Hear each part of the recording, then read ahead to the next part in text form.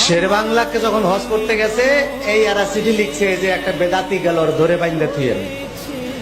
Grand মুফতি সৈয়দ মোহাম্মদ আলবীর বাবা 40 বছর হারাম শরীফে হাদিস পড়ায়।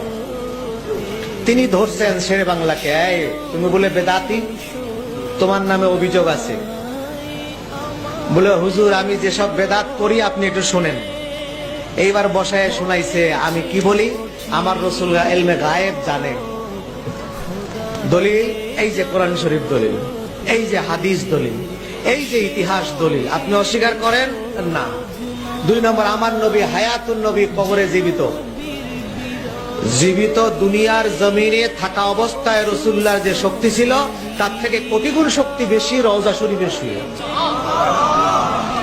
দলিল এই যে দলিল, দলিল দিয়েছেন, এটা আপনি কি মিথ্যা বলবেন না? এটাও ঠিক। আর কি,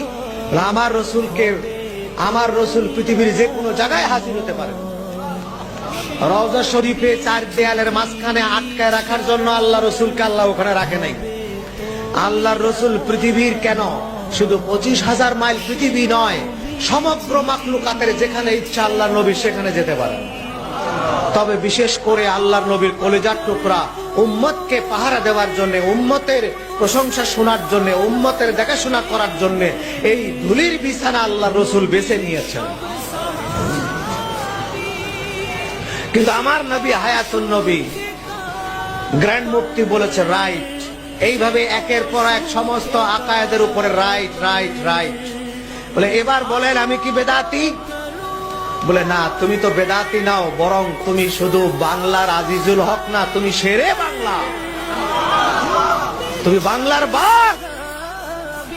এই চিটাগাঙ্গে সারা বাংলাদেশের সমস্ত বড় ওয়াহাবিদের কেবলাও চিটাগাঙ্গেই আছে। এই জন্য ভয় পাবার কারণ নাই।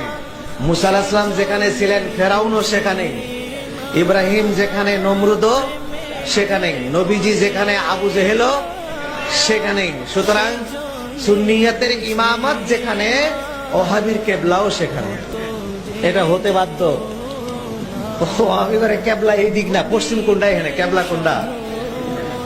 যত ওয়াহাবি এবং যত ইয়াজিদের সন্তান আছে ওদের কেবলা এই দিক না, এবং কেবলা কোন দিকে? এই চিটাগাঙ্গের দিকে।